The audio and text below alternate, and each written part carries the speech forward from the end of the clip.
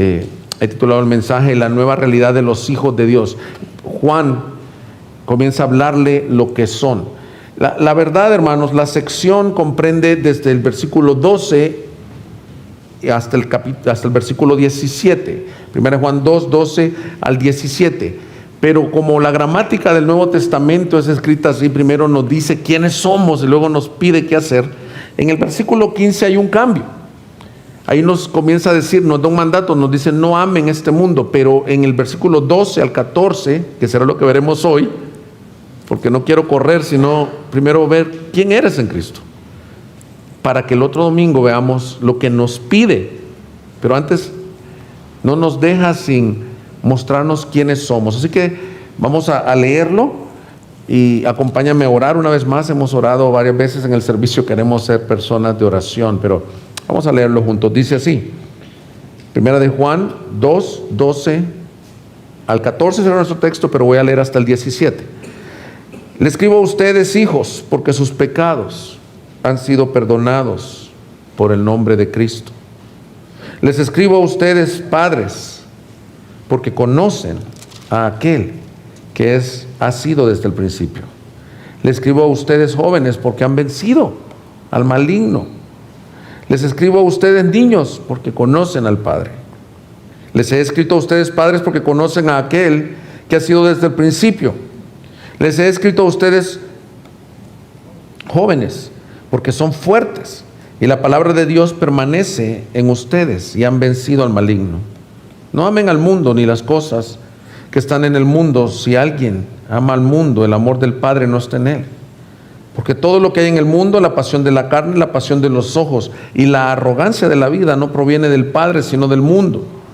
El mundo pasa y también sus pasiones, pero el que hace la voluntad de Dios permanece para siempre. Como digo, aquí hay dos secciones bien notorias. Una les está diciendo a la iglesia multigeneracional, a los adultos, a los jóvenes, a los niños, les está diciendo quiénes son, qué ha hecho Cristo en ellos, y a partir del versículo 15 les da un no amen este mundo, ni las cosas de este mundo. Entonces, este domingo queremos concentrarnos en la nueva realidad de los hijos de Dios. Creo que hubiera titulado de la familia de Dios, porque aquí nos va a hablar de las diferentes generaciones que hay en la iglesia de Dios. Vamos a orar por este mensaje. Señor, te doy gracias por tu palabra y te suplico que nos permitas escuchar aquello que tú tienes para nosotros.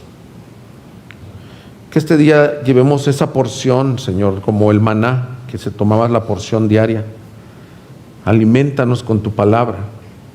Ayúdanos a crecer en santificación. Trae arrepentimiento, trae restauración, trae limpieza por tu palabra, Señor. Usa en mis debilidades, usa este mensaje, Señor, porque tu palabra es viva y eficaz y más cortante que toda espada de dos filos, que penetra. Que así sea tu palabra predicada en esta hora, en el nombre de Jesús. Amén. Yo soy padre de 3 hijos y hay momentos importantes en donde un padre tiene que sentarse a hablar con sus hijos. Creo que todos los que somos padres llegará ese momento en donde alguno de tus hijos, si es que no lo viviste ya, tenga que salir de la casa a la universidad, y seguramente te vas a sentar con él, o esperaríamos que te sientes con él como un padre cristiano. Le digas, mira hijo, aquí terminó este tiempo de formación, de cobertura, ahora vas a enfrentar esto y esto otro. O seguramente el día que tu doncella, tu hija se case, la entregues en santo matrimonio, sería importante que tú te sientes con ella y le digas, mira hija, vas para esto, he orado por ti para este momento, ya mi cobertura está terminando y vas a salir de la casa. O a lo mejor si eres padre de niños chicos, como es mi caso, el primer día que te invitan a tu hijo a una excursión, a un campamento, o a ir a la casa de alguien, tú te sientas. Nosotros hace poco le dimos permiso por primera vez al niño de 9 años de ir a una casa de un compañero, y mi esposa estaba, vas a dar gracias, te vas a comer todo lo que te ponen, vas a tener cuidado con esto, y etcétera. Aquí vemos al apóstol Juan hablándole a una iglesia multigeneracional. Le está hablando a los padres a los jóvenes, a los niños de la iglesia de Éfeso. Y hay mucho que aprender. Yo como pastor veo su corazón pastoral y digo, estoy así, me falta tanto, porque él en todo el capítulo 1, capítulo 2 les habla, hijitos. Y no lo hace solo como un término coloquial, como el que usan los sacerdotes católicos que dicen ser el padre de la feligresía y ellos dicen hijito. No, en realidad es un término de afecto que él está usando y dice hijitos. Entonces, el mensaje, mis hermanos, lo he dividido nada más en dos partes. Y el título es conociendo nuestra nueva realidad como hijos de Dios. Entonces, el primer punto es, tú tienes que conocer esta realidad. Tú eres un hijo perdonado. La iglesia está compuesta de hijos perdonados. Ese será nuestro primer punto. Y el segundo punto, la iglesia es una iglesia multigeneracional en la que Dios está obrando. ¿Lo viste? Padres, ustedes conocen al Señor. Hijos, jóvenes, ustedes son fuertes, se han vencido al maligno. Niños, ustedes conocen al Padre. Dios está obrando no en solo la generación de los adultos de una iglesia, no solo en la generación de los chicos de una iglesia o los jóvenes, como se acostumbra en algunos lugares contemporáneos y se oyen expresiones como, esa iglesia es de puros chavos. Me gusta porque hay puros chavos. No, aquí vemos a Juan como un papá sentándose y diciéndole a todos. Juan comienza en el versículo 12 con la expresión, les escribo a ustedes, y lo menciona 6 veces. Les escribo a ustedes. 3 veces les escribe el mismo grupo, a segmento de personas, y 3 veces se los repite. Cuando tú encuentras en un libro incluso secular, les escribo porque, o escribo esto por tal cosa, se llama una declaración de propósito. Y aquí hay una declaración de propósito de Juan, y yo estoy seguro que lo que Juan quiere primero es decirles, quiero escribirles para que sepan qué ha hecho Cristo en su favor y quiénes son ustedes. Y hermanos, alguien me va a decir, esto es el ABC del cristianismo, pero yo no me cansaré de repetir el ABC del cristianismo, y esta es la razón, porque veo mucho creyente que tiene años en las iglesias con el ABC del cristianismo, que aunque pareciera lo básico, saberte hijo, saberte perdonado, todavía no lo asimilamos, todavía no lo vivimos, y es necesario. El apóstol Pablo dijo, para mí no es gravoso recordarles estas cosas. Yo creo que para Juan, como un anciano, solo te doy el contexto, Juan fue el primer discípulo del Señor, que probablemente el discípulo más joven del Señor, del círculo más íntimo de los 3, probablemente tenía 17 o 18 años, llegó a ser tan amoroso con su Señor que se recostaba en el seno de su Señor Jesús. Pero cuando ya escribe esta carta, él ya ha pasado pruebas de la vida, ya es un anciano probablemente de 85, 90 años, y le escribe a la iglesia en donde él pastoreó por 50 años probablemente, a la iglesia de Éfeso, a la región de las iglesias de Éfeso. Era una región en el Asia Menor en donde él está escribiendo. Y ahora no solo les dice les escribo a ustedes, sino que usa el término hijos. Y me encanta que está usando el término hijos en el sentido del afecto pastoral que él tiene por ellos. Qué hermoso es tener en un anciano, encontrar un padre. Y qué hermoso tener ese corazón de Juan, que había aprendido de su padre, como Jesús lo había amado a él. Él amaba, y amaba a sus ovejas, amaba a los jóvenes de su iglesia. Y yo quiero aprender del apóstol Juan. Miren, hermanos, los estaba viendo y me estaba deleitando en la gracia de Dios en ustedes. Ustedes son un regalo de gracia para mi vida como pastor. Cada servicio que ustedes hacen, a lo mejor no se los puedo agradecer personalmente, pero estaba viendo el equipo de alabanza y la verdad, hermanos, muchachos, gracias por hacerlo. Ver a Víctor tocar y cantar con ese júbilo, ver a Alex tocar la guitarra con esa excelencia, verte a Eunice, que los que conocemos a Eunice saben que ella no se le da el pararse en público, y verte alabar al Señor con esa libertad, igual a Santi, un joven, y ver a Zach B, dirigiéndonos en medio de su vida, de su matrimonio, de su vida. Este es el equipo de alabanza, pero verlos a los jovencitos allá sirviendo, queriendo aportar para su campamento, a los de producción que les pedí una indicación en el primer servicio, inmediatamente cambiaron lo que les pedí. Es decir, hermanos, esta es una iglesia que yo quiero apreciar la gracia de Dios que hay en ustedes. Sé que tienen pruebas. Entonces, sentémonos a la luz del apóstol que nos dice: hijos, quiero hablar con ustedes. A lo mejor este mensaje no trae tantas demandas. Mucho cristiano dice: a ver, dime qué hacer, predícame algo que hacer. ¿Qué dice el texto? A lo mejor este pasaje sea solo nomás: mira quién eres en Cristo, mira lo que Dios ha hecho en ti, mira lo que el Señor quiere hacer en ustedes. Y lo primero que nos dice: hijos, les escribo esto como hijos. Pero sigue leyendo conmigo, versículo 12: porque sus pecados han sido perdonados por el nombre de Cristo.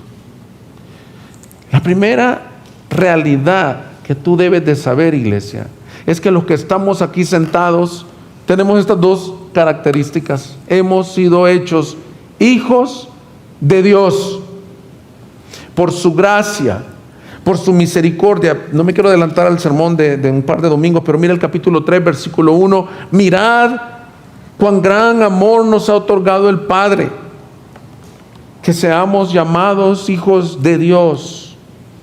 Y eso somos. Por eso el mundo no nos conoce, porque no lo conoció a Él. Hermanos, el hecho de ser hijo de Dios no es como muchas personas dicen: todos somos hijos de Dios. ¿Han escuchado esa expresión? Todos somos hijos de Dios. No. La verdad es que no todos son hijos de Dios. Todos son creación de Dios, y en ese sentido toda la creación es hijo de Dios. Pero de la legitimidad de hijo que está hablando aquí es de un hijo por decisión del Padre, de nuestro buen Señor, y es un hijo por adopción. Y el momento en que se convirtió en hijo es por causa del gran amor con que nos amó. Y no me quiero adelantar a predicar primera de Juan 3, pero debes de tener esto en mente. Toda la carta nos ha estado diciendo: tú estás sentado en esta iglesia no nada más como un estatus legal de perdonado, sino como un estatus familiar. Te perdonó, pero te sentó a su mesa como hijo. Hermanos, esto es para que tú te vayas adorando a Dios. Lo que pasa es que muchas veces tenemos un concepto de meritocracia muy grande. Decimos: yo seguramente me merezco esto. Y la verdad que no. Nosotros éramos aborrecibles a su gloria, porque Él es santo. Esto es como ir al lugar de adopciones, a un orfanatorio, y lastimosamente los padres que adoptan muchas veces buscan al niño que se ve mejor parecido, al niño que se parece incluso al familiar, al que es más inteligente. Hay un orfanatorio en Ciudad Juárez que yo aprecio mucho. Este lugar es para niños con discapacidades severas. Hay niños ahí que tienen síndromes, algunos hasta en estado vegetal, y van personas y dicen: yo quiero adoptar a aquel, al niño que es sordomudo, al niño que tiene un síndrome, que tiene poca esperanza de vida. Es un amor como lo que estamos hablando, una gracia infinita. En inglés no se traduce bien el himno Amazing Grace. Es asombrosa, decimos en español, pero amazing es más que asombrosa, es algo que realmente te colma. Eso es lo que dice aquí: mira, les escribo a ustedes hijos de Dios por adopción, por gracia, por misericordia. Pero ustedes llegaron a ser hijos porque sus pecados les han sido perdonados. Y luego Juan nos lleva a hablarnos de la realidad de que la iglesia es un grupo de personas perdonadas. El perdón es vital. En estos primeros 2 capítulos nos ha hablado del perdón, y déjame te explico aquí qué está refiriéndose. Este término perdonados, hermanos, tiene que ver con una palabra en donde tu pecado ha sido quitado de ti. Fíjate, quitado. Solo la palabra significa quitado, borrado, cancelada tu deuda. Y esto se conoce como un perdón forense. ¿Qué significa con esto? O legal. Está diciendo que los que son hijos de Dios, el día que por gracia tú veniste a los pies de Cristo, que te presentaron las buenas nuevas de salvación y tú corriste a sus pies, lo que aconteció ese día fue un milagro glorioso. Se llama la regeneración. Y en la regeneración se dio un veredicto a tu favor, un veredicto inigualable de gracia. El veredicto fue este: no importa tu pasado, no importa la profundidad de tu pecado, no importa la suciedad de tu pecado. Todo pecado es sucio, todo pecado es profundo, todo pecado es vil. Todos nuestros pasados, independiente si tú fuiste muy moral o muy tremendo, todos nuestros pasados ante la santidad de Dios son sucios y viles. Pero el día que por la gracia de Dios creíste al mensaje del Evangelio, tú veniste a los pies de tu Salvador, y dijo el anuncio en Lucas: os traigo buenas nuevas de salvación. Os ha nacido hoy en la ciudad de David un Salvador, porque salvará al pueblo de sus pecados. Ese día que tú viniste a Cristo, legalmente, todo tu pecado fue perdonado. En los pecados pasados, los pecados presentes, los pecados futuros fueron cancelados. No hay deuda, no eres deudor nunca más. Y esta, decía un predicador, es una de las realidades más difíciles de creer, porque nosotros nos vemos, decimos: ¿cómo me dices que les escribo a ustedes hijos porque sus pecados han sido perdonados? Si yo fui un tremendo mentiroso, si yo fui un tremendo odioso, dice Tito, que Él nos salvó no por obras de justicia que hubiéramos hecho, sino por su gran misericordia, porque éramos aborrecibles y aborrecíamos. Imagínate, me acuerdo de mi adolescencia, el Señor me rescató a los 17 años. Yo no me soportaba a mí mismo ni soportaba a nadie. Tenía una rebelión intrínseca por las autoridades, aborrecía a mis pastores sin que nunca me hubieran hecho nada. Yo estudié en un colegio cristiano y relacionaba la autoridad con el evangelio, entonces tenía una rebelión contra el director del colegio, que era el pastor, y por lo tanto contra la iglesia y contra Cristo. Hermanos, aquí no estamos un grupo de personas buenas. Probablemente tú fuiste bueno, muy bueno, pero ante la santidad de Dios, tu pecado y el mío es igual de sucio, porque no lo estamos midiendo ante la balanza de comparación, es decir, el otro pues sí tiene pecados, pero los míos no son tan malos. No, es ante su gloria que nos estamos midiendo. Pero la pregunta es si nuestro pecado es tan grave, ¿cuál es la razón por la que fue perdonado? Y aquí dice Juan, no hemos salido del versículo 12: les escribo a ustedes, hijos adoptados, porque sus pecados han sido perdonados por el nombre de Cristo. Y gracias a Dios por esta traducción un poco más literal al griego, porque yo aprendí este versículo en la Reina Valera 60 y yo entendía un poco diferente el texto. Porque en la Reina Valera 60, si tú la traes ahí, dice: les escribo a ustedes porque sus pecados han sido perdonados por su nombre. Entonces yo entendía, qué bueno, también era glorioso, me perdonó mis pecados por nombre, mis mentiras, mis odios, así lo entendía. Y no es algo que sea una verdad, una mentira. Te perdonó tus pecados con nombre de tus pecados. Pero esta versión y algunas versiones en inglés traducen de manuscritos más antiguos: tus pecados fueron perdonados por esta razón, por el nombre de Cristo. El perdón, hermanos, entonces nos muestra Juan una gran verdad: no se debe a nada en el ser humano, en la persona que necesita perdón, no se debe a nada que él haga o que él merezca o que él ofrezca ante la cruz o como digamos decir una fianza que Él pueda pagar. No, la maldad de nuestro pecado es impagable y se requiere, yo no sé cómo se podría traducir todavía un poco más claro. En inglés se dice for the sake of His name. Es por amor de su nombre. Es que tú y yo estamos aquí, hermanos, porque nuestras deudas eran infinitas. No fue tu gran arrepentimiento, son medios que Dios usa, pero no fueron tus lágrimas, ni la genuinidad, ni la grandeza de tu deseo de cambiar. Por ejemplo, si alguien fue adicto, si hay una, como vemos en la Escritura, que el Señor perdonó pecados de mujer adúltera, y en algunas traducciones dice que era mujer ramera. No fue porque esta mujer adúltera o mujer ramera dijera, voy a cambiar grandemente y ahora voy a ser la mujer más fiel y más casta. No es la cualidad o la grandeza de tu llanto, de tu arrepentimiento, de tus lágrimas, de tu cambio, sino que por amor de su nombre, Él se voluntarió para ir a la cruz del Calvario. Y como vimos en el capítulo 1, versículo 7, pero si andamos en luz como Él está en luz, tenemos comunión los unos con los otros, y la sangre de Jesús, su Hijo, nos limpia de todo pecado.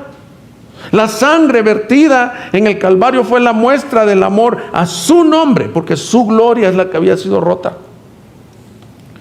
En el Antiguo Testamento había mucho entendimiento que los pecados eran perdonados por el nombre de Cristo, no solo en su nombre, sino por amor de su nombre.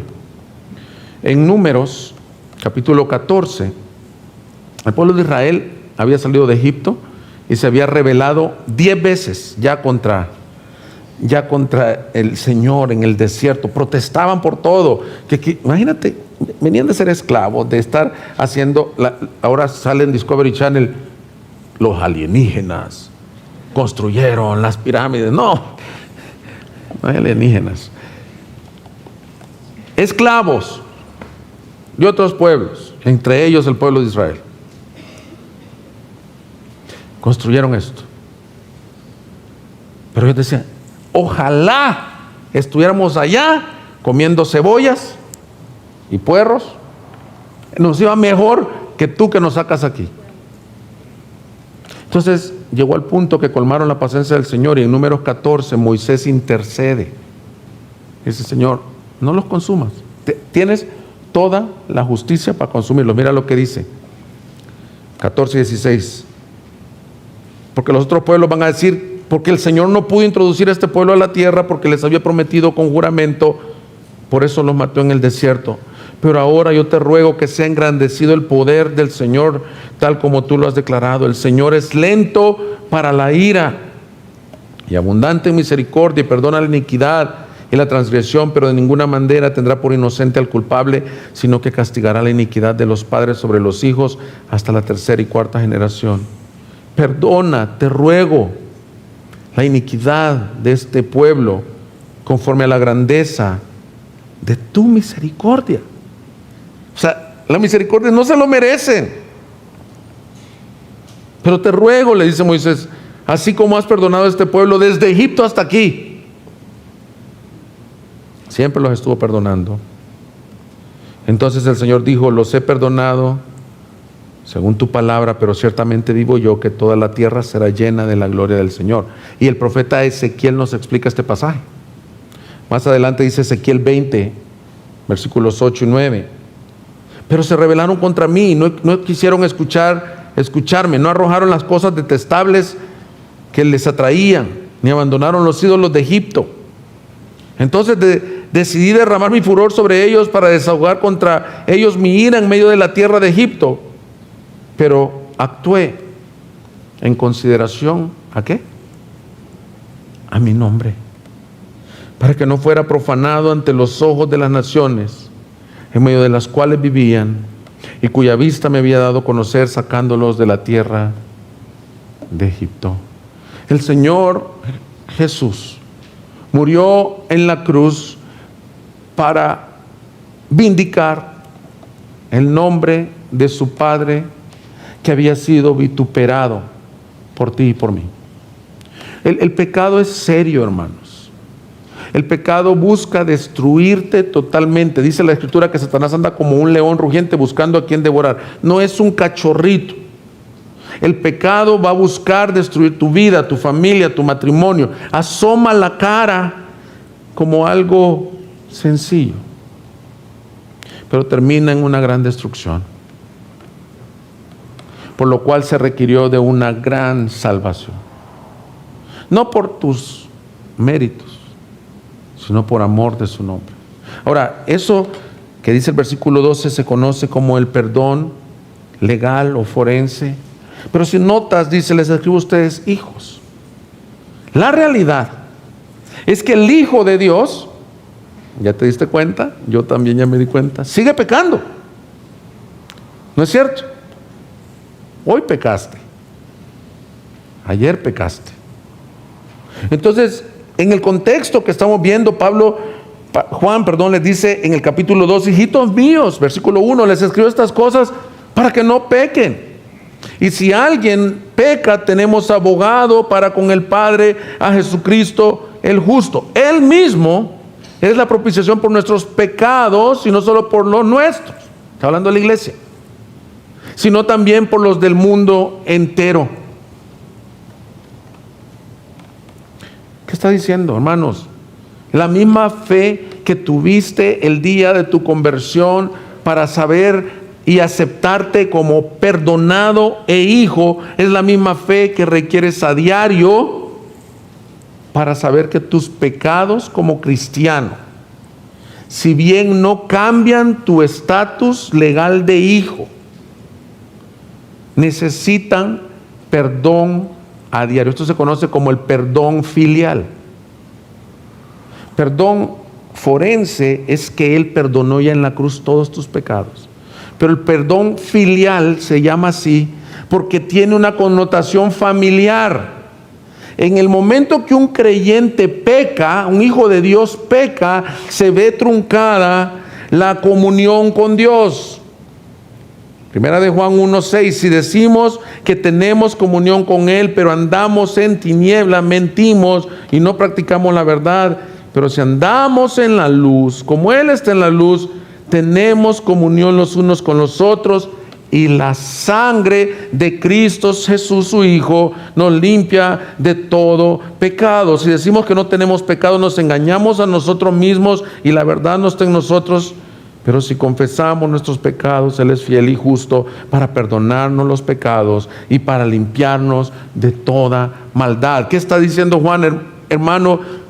Tú ya fuiste un hijo perdonado para siempre. Ya no hay deuda, ya no hay juicio. Tú el día que mueras, por la gracia de Dios, no creemos que la Biblia enseña que cada pecado que cometes pierdes tu salvación. No, el día que mueras tú vas a llegar por los méritos de la sangre de Cristo como hijo. Pero mientras vivas aquí y sigas pecando, cada vez que pecas tú rompes esa comunión o amor filial con tu Padre. Y necesitas ese abogado, quien es la ofrenda también, quien derramó su sangre, quien es la propiciación, dice. Y necesitas venir en confesión sincera. He descubierto que una de las cosas más difíciles es confesar sinceramente. Aún personas que confiesan sus pecados, a veces es tan difícil. Es como Adán y Eva, que nos ponemos hojas de higuera para cubrir. A veces decimos, discúlpame por las faltas que cometí. Bueno, dos cosas. Disculpa es cuando yo tiro el agua sin querer. Y el pecado no son faltas o los errores. El pecado es una ofensa a la gloria de Dios. Y debe de ser confesado con toda sinceridad, honestidad y transparencia ante un Dios santo que ya vio nuestro pecado, pero la condición para que ese pecado sea perdonado filialmente, es decir, que sea restaurado la comunión con Dios, necesita venir una confesión sincera.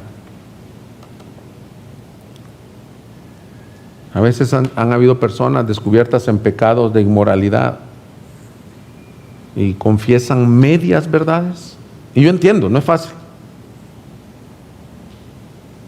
Pero el Señor quiere que nosotros aprendamos a decir: Señor, perdóname. No fue un error, no fue el marido que me diste, no fue la mujer que me diste, no es la iglesia que sirvo, no es los hermanos de la iglesia, soy yo. Ten piedad de mí. ¿Y sabes qué sale? De la cruz un raudal. Dice el himno: precioso es el raudal que limpia todo mal. La sangre de Cristo es abundante para perdonar a los pecados de su pueblo. Y tú lo vas a necesitar hasta el último día de tu vida. No hay perfección en la tierra. Capítulo 2, versículo 1. Si decimos que no tenemos pecado, nos engañamos. Es el error doctrinal del perfeccionismo. No hay hombre que no peque. Pero nuestro primer gran punto es: la iglesia es una iglesia de hijos perdonados. Ahora vemos el segundo punto. La iglesia es una iglesia multigeneracional en la que Cristo está obrando. Dice así, versículo 13: les escribo a ustedes, padres, porque conocen a aquel que es desde el principio. Les escribo a ustedes, jóvenes, porque han vencido al maligno. Les escribo a ustedes, niños, porque conocen al Padre. Les escribo a ustedes, padres, porque conocen a aquel que ha sido desde el principio. Les escribo a ustedes, jóvenes, porque son fuertes y la palabra de Dios permanece en ustedes y han vencido al maligno. Muchas veces yo he escuchado sermones sobre este pasaje que hablan de la madurez cristiana, del más maduro, y realmente estudiando varios comentaristas, lo que está hablando son de diferentes etapas de edades y de madurez cristiana, pero no les está diciendo tienen que llegar a ser así, como yo lo he escuchado enseñado en algunas ocasiones. No, lo que les está diciendo es: ¿quiénes son ustedes? Y hace dos divisiones. Tú las viste ahí. Todos, para Juan, todos eran sus hijos. Versículo 12. Pero ahora en el 13 y 14 hace dos repeticiones y los divide en los padres, luego en los jóvenes. Está hablando de los mayores de la iglesia, de los que tienen más años de caminar en el Señor, en la iglesia. Y luego habla de los jóvenes. En la primera sección divide jóvenes y niños, pero en la segunda sección ya no los divide jóvenes y niños, solo dice padres. Así que yo quisiera que nos demos cuenta de algo, hermanos. Hay un peligro de pensar que las iglesias tienen enfoques nada más, y he escuchado esto, yo sé que tú lo has escuchado: es que esa iglesia está bien padre porque es para puros chavos. ¿Han oído esa expresión? O al revés, es iglesia puros señores, puros matrimonios. No. Juan, el anciano, cargado por los de Éfeso, dice: hermano, yo me gozo en ver a los ancianos, que le llama padres. Es una expresión patriarcal. Estaba refiriéndose tanto a hombres como mujeres de años de caminar en el Señor. Y yo quiero hacer lo mismo que Juan. Yo quiero referirme aquí a los hermanos mayores, a los hermanos que tienen años caminando en el Señor. Y quiero darte, hermano mayor de esta iglesia, tú tienes 20 años, 30 años de convertido, 40 años de convertido, tienes edad, eres un padre. Quiero decirte que este pasaje te va a decir quién eres ya en Cristo. Pero yo he puesto como una ventana de oportunidad y como una amenaza que tú tienes. Hermanos mayores, primero quiero decirles que aquí Juan les llama padres, porque la importancia en una iglesia de hombres y mujeres maduros en el Señor, y no solo la importancia, sino que en las dos ocasiones les repite lo mismo: les escribo a ustedes, padres, porque conocen al que es desde el principio.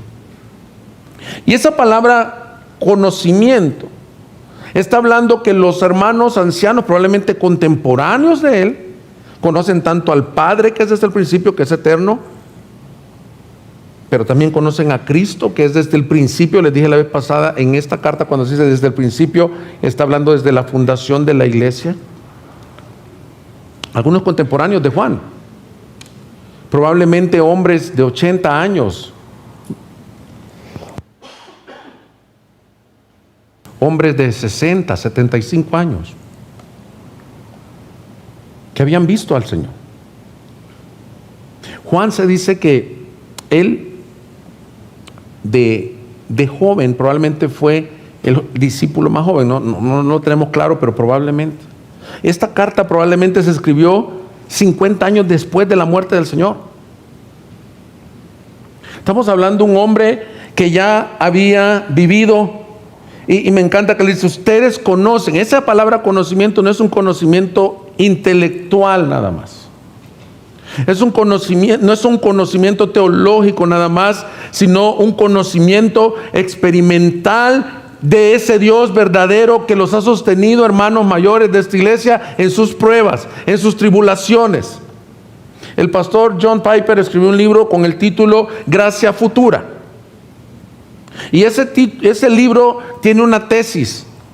Dice, para que nosotros podamos tener una fe en la gracia futura, es decir, si ahorita, hermano mayor, te diagnostican un cáncer, tú necesitas fe para batallar esa prueba. Pero dice la tesis del pastor Piper en ese libro, muy bueno, lo recomiendo, se llama Gracia Futura, del pastor John Piper. Dice, la fe en la gracia futura proviene de recordar la gracia pasada. Hermanos jóvenes, que incluye adultos mayores, solteros, niños, adolescentes, nosotros tenemos mucho que aprender de los hermanos ancianos de esta iglesia.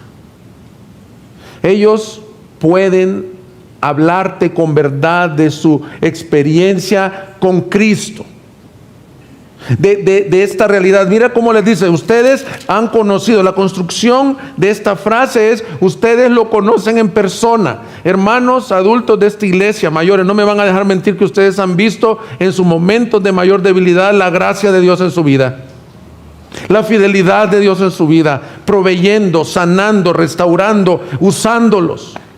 Y yo creo, mis hermanos, quiero afirmarlos a los ancianos de esta iglesia, porque queremos una iglesia multigeneracional.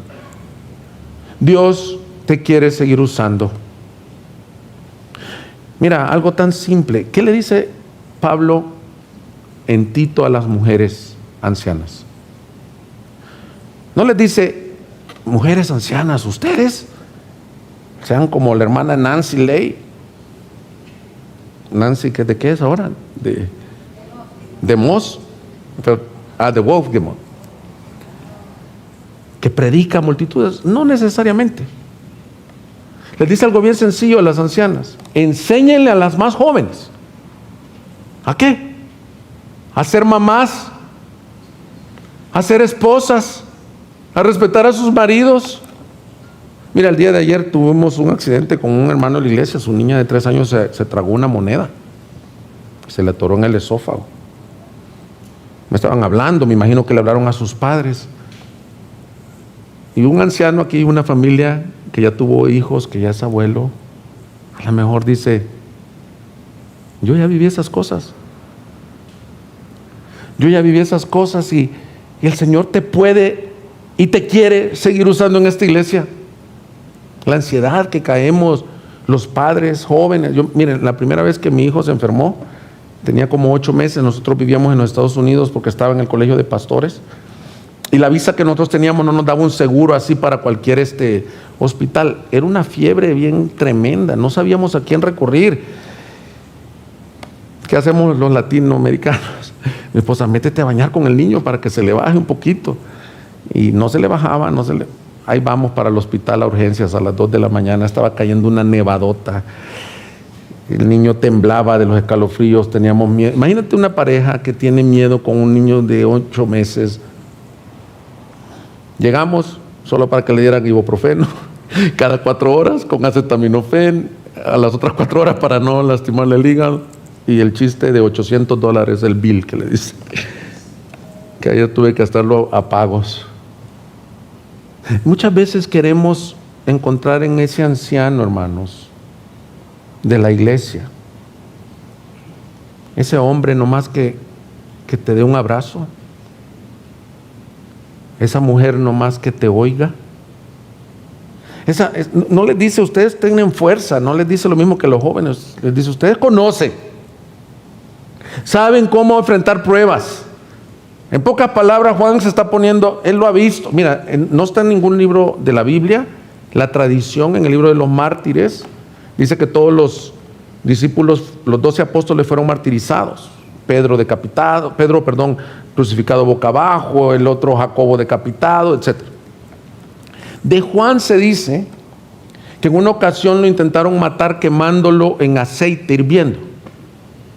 Puede ser una tradición, pero que no se quemó. Entonces que el emperador romano lo exilió en Roma. Eso sí está en Apocalipsis, en Patmos. Patmos es una isla desértica, rocosa, que se encuentra cerca de Grecia. Ahí murió. Y él dice, yo, como anciano, les puedo enseñar yo conozco a mi Padre. Y yo conozco a Jesucristo. Hermano, anciano, este mensaje de aquí lo que voy a hablar es muy práctico. Dios quiere asegurarse que tú sigas siendo usado. Por eso es que la palabra de Dios dice, no pongas a un neófito de pastor. Un neófito es un recién convertido que ya tengo mucha Biblia, o medio creo que tengo Biblia, pero dice, no vaya a ser que caiga en lazo. Toma años de formación, de carácter. Entonces, hermanas, yo quiero pedirles, y hermanos mayores, que no decaigan sus rodillas. Que estoy viendo varios hermanos. A ver, hermanos, ¿hay hermanos de la tercera edad aquí? Sí, ¿verdad? Yo no sé cómo te sientes. A veces escucho que dicen, no, yo ya serví al Señor. Yo ya me siento cansadón. Te dije que hay una oportunidad, pero hay un peligro. Pablo dijo en 1 Corintios 9:25, y todo el que compite en los juegos se abstiene de todo. Ellos lo hacen para recibir una corona corruptible, pero nosotros una incorruptible. Por tanto, yo de esta manera corro, no como sin tener meta, de esta manera peleo, no como dando golpes al aire, sino que golpeo mi cuerpo y lo hago mi esclavo, no sea que habiendo predicado a otros, yo mismo sea descalificado. Este es el peligro latente de los hermanos mayores.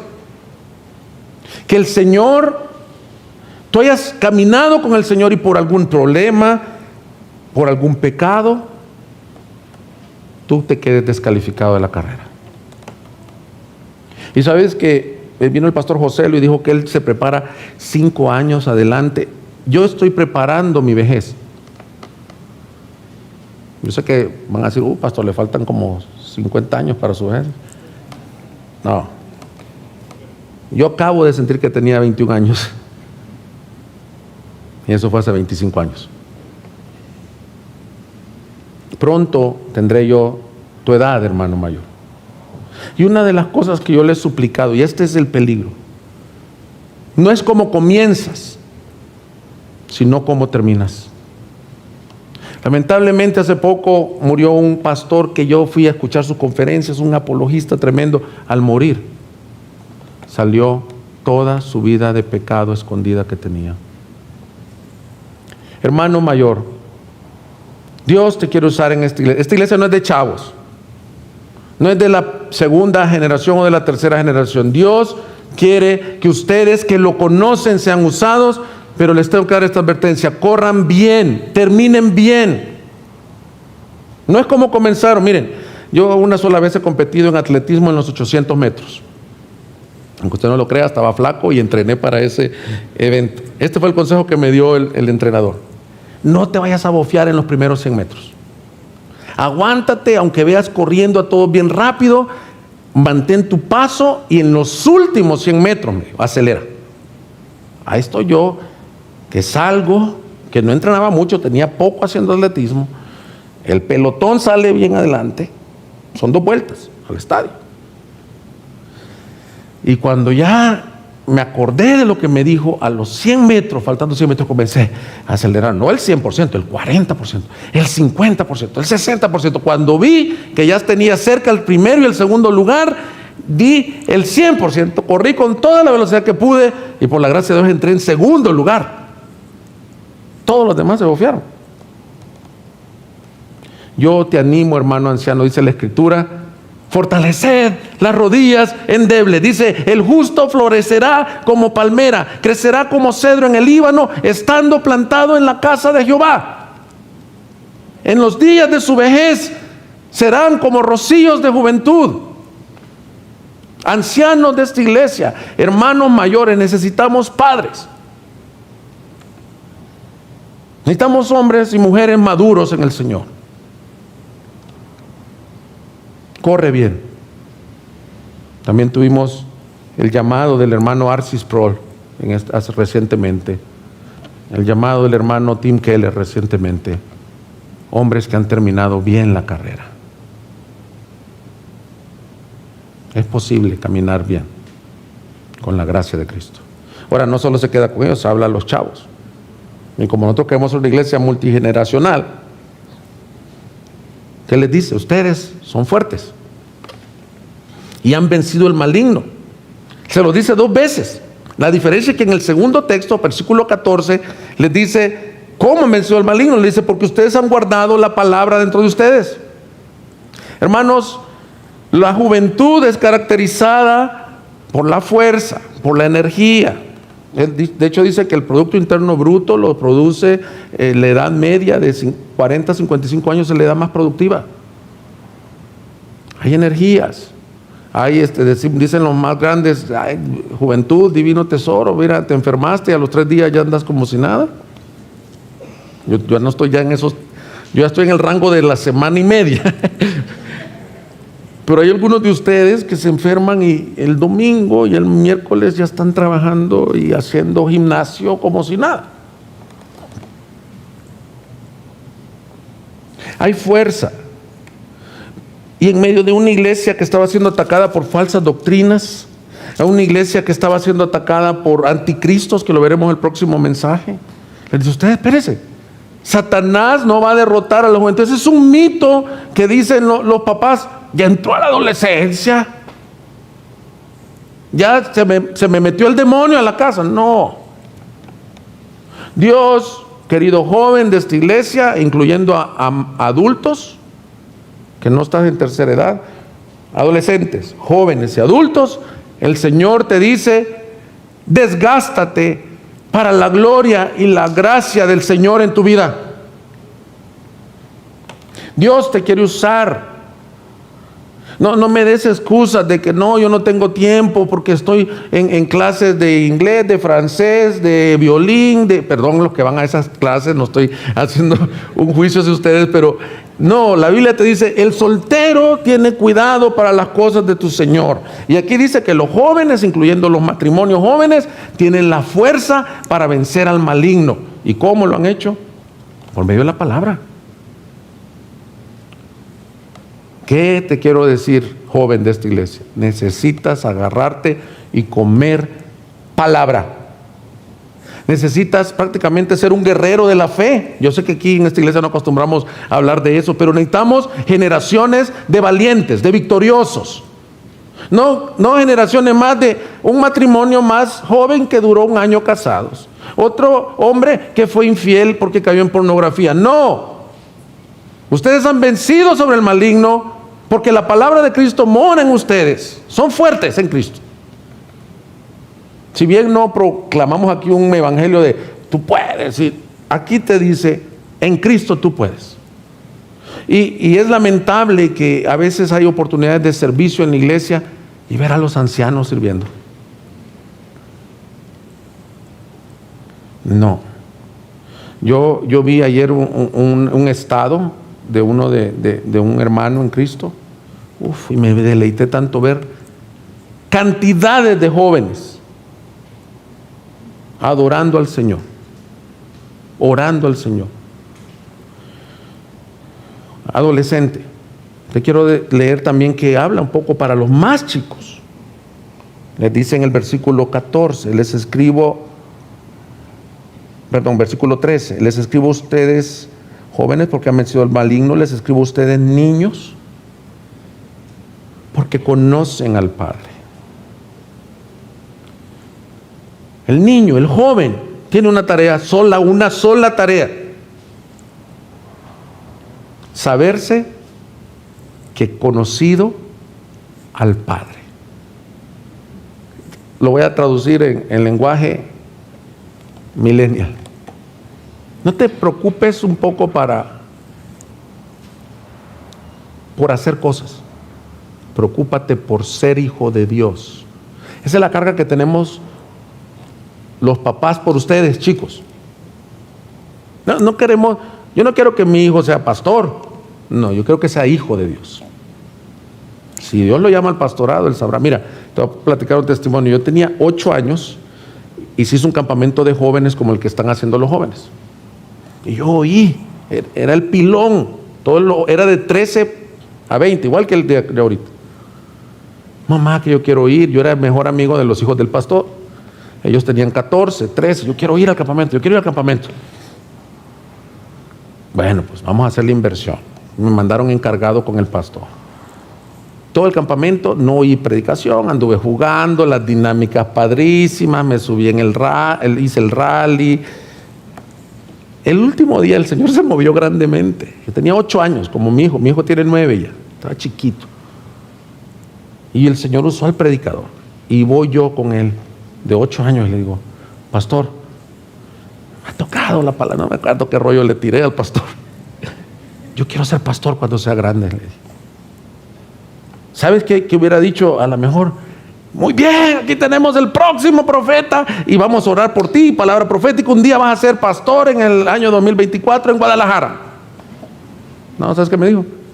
Muy bien, Roberto, esos zapatos te quedan muy grandes ahorita, me dijo. Intenta pedirle al Señor que te haga nacer de nuevo. Es lo que está diciendo Juan. Ustedes, niños, nuestra preocupación, chicos, le hemos hablado aquí a los ancianos, a los jóvenes, nuestra preocupación, chicos, es que ustedes no tengan una religión. Miren, no vengan ¿cómo les puedo decir? Gracias por venir si eres obediente a tus padres y vienes en rebelión. Yo no sé la rebelión con la que vienes, o a lo mejor no hay. Pero te quiero pedir algo. Tú ya eres un jovencito de 14, aquí tenemos niños o jóvenes arriba de 13 años, los demás están en escuela bíblica. Ven buscando tú una relación personal con Dios. Dios no te está echando fuera, no está diciendo: esta es la iglesia de tus papás, esta es la religión de tu mamá, de tu abuelo, de tu tío. No, Dios te quiere salvar a ti. Decía D.L. Moody: el mundo no ha visto todavía lo que Dios puede hacer con una persona que está totalmente consagrada a Él. Yo leí ese pasaje a los 17 años. Me recuerdo muy bien, venía en mi primer amor con Cristo, venía en un avión leyendo ese librito. ¿Cuántos lo leyeron? Historias de los grandes hombres de la fe. Y me solté llorando. Yo: Señor, te pido que me use, quiero consagrarme totalmente a ti. ¿Y sabes qué? Me hubiera encantado que el Señor, en su soberanía, eso es soberanía de Dios, lo hubiera hecho antes. Yo veo a mi hijo y digo: Señor, antes de todas las suciedades que yo hice, sálvalo, enséñale. David era joven, Samuel era joven, Timoteo era joven, Jonathan Edwards era joven, escribió sus resoluciones a los 15 años, 16 años. Iglesia, ancianos, Dios los quiere usar. Jóvenes y niños, Dios los quiere usar. Pero hay un peligro. La misma virtud es el mismo peligro de la juventud. No seas sabio en tu propia opinión. Proverbios 3. Hijo mío, escucha, los jóvenes tendemos a creer que sabemos más que los adultos. que conocemos más que los adultos. Ahorita hay una bronca, una plaga de personas que van a un seminario teológico, aprenden teología, no tienen nada de experiencia de vida, no tienen nada de santidad y vienen a querer regañar a sus pastores. Yo no veo que hizo tan bien la exégesis del pasaje. No se alabe el sabio en su sabiduría, ni el rico en sus riquezas. Alábese en esto el que se ha de alabar, en conocerme y entenderme que yo soy Dios. Los jóvenes son inexpertos. Y vamos adquiriendo experiencia con los años, con las pruebas, con las tribulaciones. Hermanos mayores, no les vaya a dar risa, por favor, por respeto, pero los matrimonios de un año se pelean que si el papel higiénico va de este lado o del otro lado. Y que nos vamos a divorciar porque tenemos incompatibilidad de caracteres. Y los señores que han vivido pruebas, tribulaciones con su matrimonio, dicen: hijo, como me decía una señora a mí de la iglesia, te falta tanto, me decía. Me caía gordo que me dijera eso, pero era cierto. Es un peligro la juventud, el creerte que tú eres sabio. Roboam, el hijo de Salomón, dividió el reino. Y entonces dice en Primero de Reyes que el cuate fue a pedir consejo de cómo gobernar. Y mira lo que hizo. Primero de Reyes 12, versículo 6. El rey Roboam pidió consejo a los ancianos que habían servido a su padre Salomón, cuando aún vivía, diciendo: ¿qué me aconsejan que responda a este pueblo? Ellos respondieron: los ancianos, fíjate lo que le dijeron: si hoy se hace servidor de este pueblo y les sirve y les concede su petición y les dice buenas palabras, entonces ellos serán sus siervos para siempre. Pero él abandonó el consejo que le habían dado los ancianos y pidió consejo a los jóvenes que habían crecido con él y que le servían, a sus compas. Yo quiero ser como mi papá Salomón, que me respeten. ¿Han visto la película del Rey León? ¿O son muy santos? ¿No la han visto todavía? Bueno, Simba quiere ser como el Rey León, como su papá, siendo un cachorro. Y pues así estaba Roboam. Yo quiero que me respete. Y mira lo que le dijeron los chavos.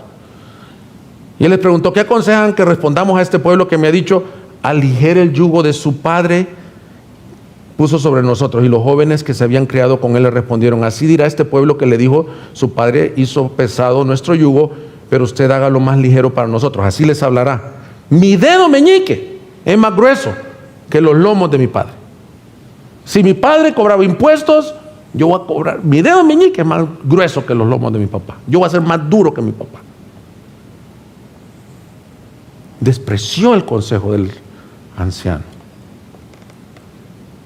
Entonces, jóvenes, Dios te quiere usar en esta iglesia.